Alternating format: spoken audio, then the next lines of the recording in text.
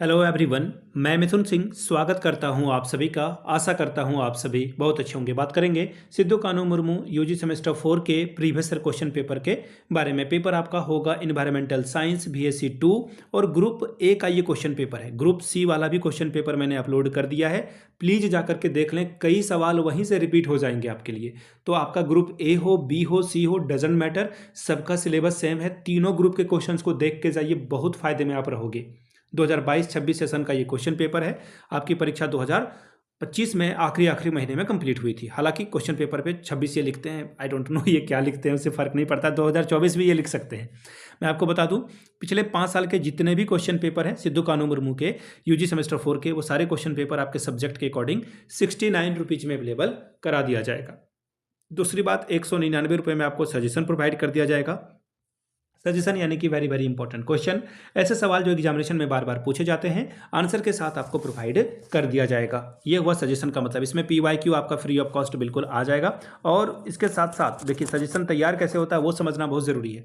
Suggestion देखिए आपके syllabus के टॉपिक के आधार पर तैयार किया जाता है। इसके अलावा जो लेटेस्ट एग्जाम पैटर्न है, अभी क्या पूछा जा रहा है 2-3 सालों में, उस पर, और 10 साल के PYQ को भी हम लोग ध्यान में रखते हैं। ठीक है।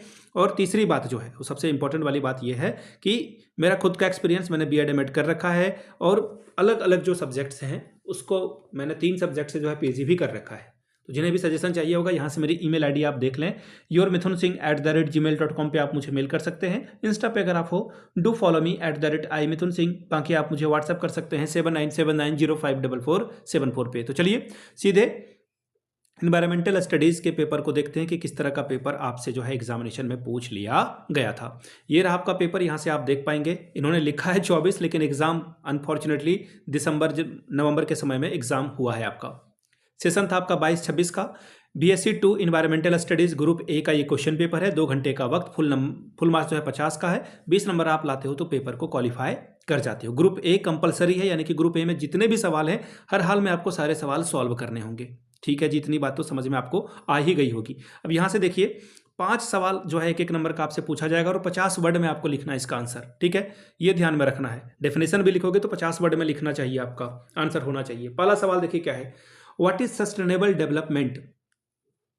सतत विकास क्या है? तो देखिए, सतत विकास के बारे में बात करें, ऐसा विकास जिससे पर्यावरण को भी नुकसान ना हो और इंसान जो है नए तकनीक का भी इस्तेमाल कर पाए, आगे बढ़ पाए। ठीक है, ये बात आप समझ गए।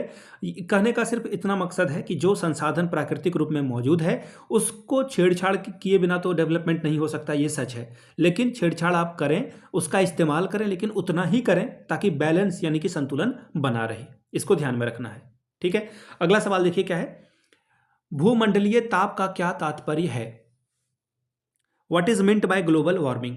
ग्लोबल वार्मिंग से आप क्या समझते हैं? तो देखिए, ग्लोबल वार्मिंग का मतलब है कि पृथ्वी के जो वायुमंडल है का जो, या फिर पृथ्वी का जो सरफेस है, सतह है, उसका जो टेम्परेचर है दिन ब दिन बढ़ता जा रहा है। इसकी वजह क्या है? पेड़ की कटाई। सबसे बड़ी वजह है पेड़ की कटाई। और जो आप प्रदूषण फैला रहे हो, पोल्यूशन फैला रहे हो, और जो CO2 या फिर मिथेन गैस हमारे वायुमंडल में फैल रहा है, उसकी वजह से ये हो रहा है। ये आपको लिखना था। अगला है, बाढ़ क्या है? What is flood? ऑब्वियस सी बात है कि जब लगातार बारिश होने की वजह से नदियों में पानी ज़्यादा बढ़ जाता है, और इस वजह से जो आसपास रहने वाले लोग हैं, या फिर जो इकोसिस्टम में रहने वाले, या फिर फसल हो, जीव जंतु हो, उनका घर, आवास, हैबिटेट टूट जाता है, और उसे ही हम लोग बाढ़ कहते हैं। यानी कि जल का जो है स्रोत चारों तरफ फैल जाता है। अगला सवाल देखिए, question number D, name 1 hill station of Jharkhand. Jharkhand के एक हिल स्टेशन का नाम बताएं। तो देखिए, नेतरहाट, आपने सुना ही होगा नेतरहाट के बारे में, वो आप यहाँ पे लिख देते। अगला सवाल है, what is waste water management? अपशिष्ट जल प्रबंधन क्या है?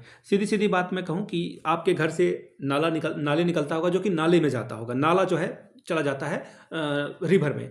तो ये जो है, इसी गड़बड़ी को ठीक करना है हमें। कोशिश करना है कि जो हमारा पानी निकल रहा है, वो वेस्ट को जो है हम लोग अलग अलग प्रोसेस से जो है क्या करें, उसको कम, उसके प्रभाव को कम कर सकें, और उसे जो है कोशिश करें कि नदियों में ना मिलाया जाए। इसका कोई और सॉल्यूशन निकाला जाए। अब बात करेंगे ग्रुप बी की। अब बड़े बड़े सवाल हैं, 3 सवालों का जवाब आपको लिखना है। 15 नंबर आपको हर एक सवाल के लिए मिलेगा। पहला सवाल, what are the threats to biodiversity, explain biodiversity conservation strategy in detail. जैव विविधता के लिए क्या खतरे हैं, जैव विविधता संरक्षण के तरीकों का विश्लेषण करें।